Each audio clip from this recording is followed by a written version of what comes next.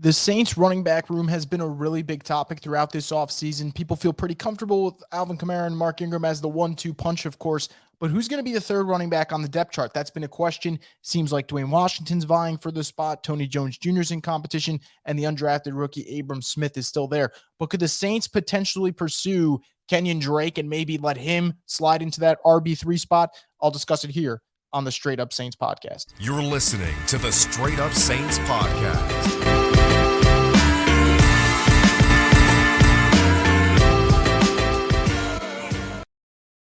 What's up, everyone? Chris Voglu of the Straight Up Saints podcast here for another video. Won't probably be a full-length podcast for this particular topic, but we'll go a little bit in depth about Kenyan Drake, who was released by the Las Vegas Raiders this Tuesday as they meet the 80-man roster spot, and the deadline was this afternoon, and that's why they had to make the move. And for the most part, it's really a financial decision. This is a player who had a 2-year, $11 million contract with the Raiders. And if they don't see that $5.5 million number kind of fitting into their roster, considering they do have Josh Jacobs and other running backs on the roster, then I guess you can understand why it's a financial decision. So we're going to talk about whether or not he fits in this backfield, if it's worth pursuing.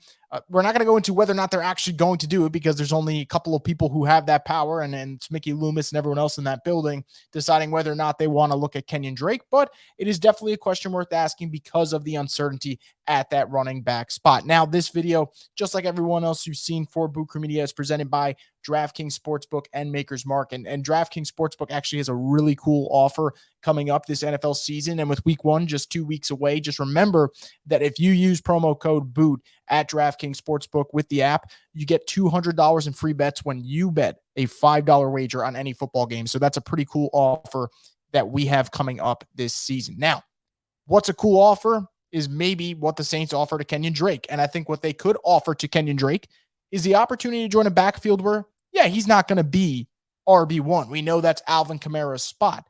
But could he potentially compete with Mark Ingram from RB2 and give them another option as a third down back? I think the answer is yes for that. Now, when we look at Kenyan Drake, the days of him being what he was in Arizona, maybe those are over, but I'm not 100% certain because I think it's kind of unfair to use one bad season, which was also riddled with an injury, to say, okay, you're out of your prime. But at the same time, I don't know if it's that easy to say, yeah, he's still an 1,000-yard from scrimmage type of player. We have to see if that all unfolds. But what I know about Kenyan Drake in the sake of, what he'll bring to the table, I think from a talent perspective, if you're looking at him versus Tony Jones Jr., edge goes Kenyan Drake. If you're looking at Kenyan Drake or Dwayne Washington, edge again goes to Kenyan Drake. If you're looking at Kenyan Drake or Abram Smith, the no-brainer would be Kenyan Drake being the proven commodity over an undrafted rookie in Abram Smith, who is unproven commodity. So in terms of that edge, all of it leans in Kenyan Drake. Now, some people are going to say, well, would Kenyan Drake really want to join a team where he's not the starter? That's a great question. And I think you can almost use his own words to kind of see where he's going with. And Kenyan Drake saw this move coming. The writing was on the wall there. And he said, I'm not really looking for any specific type of money or opportunity specifically. I just want to be able to go out there and compete and help a team win games. I'm a simple man. I'm not necessarily in the latter part of my career, but I'm not a second or third year player anymore. Obviously, everything he said is not wrong. He was just stating facts right there.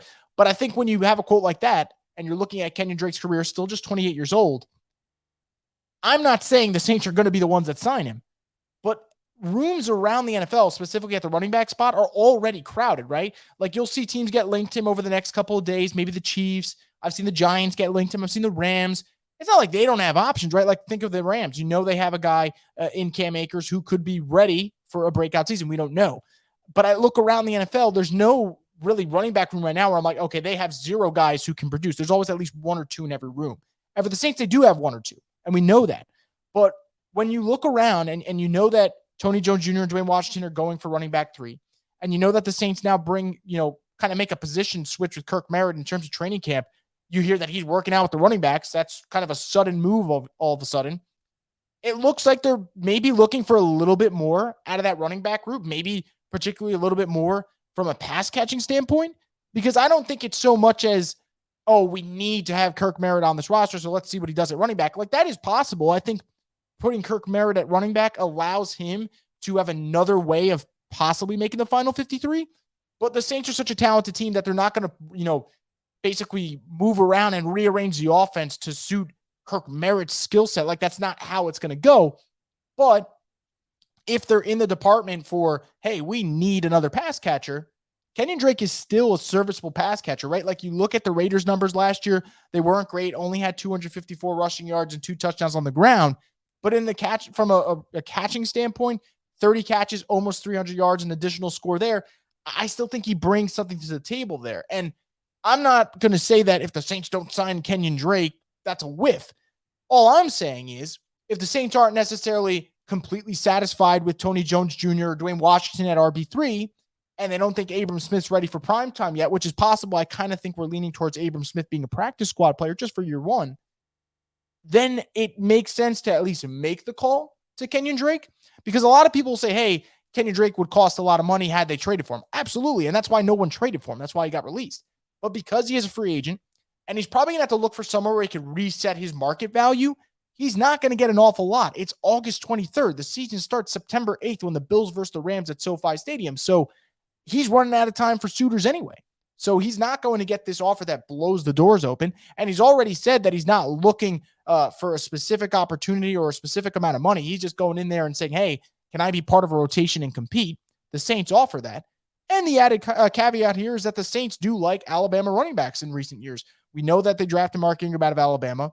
I know that Alvin Kamara is a Tennessee guy, but remember where Alvin Kamara played before he went to Tennessee, and you'll get your answer there. So could we be looking at an all Alabama backfield? I'm not saying that's definitely going to happen, but it would be pretty interesting if that's what, comes to light here with this Kenyan Drake situation. So I can't say for certain the Saints are going to pursue Kenyan Drake. And this doesn't mean that I'm not confident in what maybe Tony Jones Jr. can do, or maybe what Dwayne Washington can do. And I think those two players in particular, they'll give you special teams impact and maybe some impact from the ground game. But if you're a team like the Saints who have constantly been making these immediate day one upgrades, it kind of makes sense to just give a call and see what Kenyan Drake's looking for, see what the market's demanding for a Kenyan Drake, because if there are other suitors, maybe he gets knocked out of their price range, but it's worth the call. This is still a player who's a year removed from having a Pro Bowl caliber season. And again, this is a position group that you look around, wide receivers. I know Michael Thomas is a little banged up right now with the hamstring injury, but let's say he gets that sorted out. A relatively strong group. Tight end, not the strongest, but there is depth.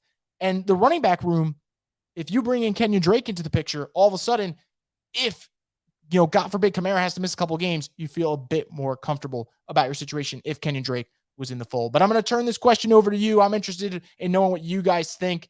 Do you think the Saints should pursue Kenyan Drake? And if so, tell me why. And if not, I also want to hear why. But we'll see what happens. Kenyan Drake, going to be a free agent now. It's going to be interesting to see what the market is for him. And it's also going to be interesting to see how the Saints let this running back 3 situation unfold over the next couple of weeks. But that's going to do it for this little quick video, kind of, I'd say, recapping what's been going on with the Kenyan Drake saga here. But we'll see if he goes to New Orleans. They've had Alabama running backs before. Maybe they do it again. Until next time, guys, this is Chris Voglu of the Straight Up Saints podcast, the destination for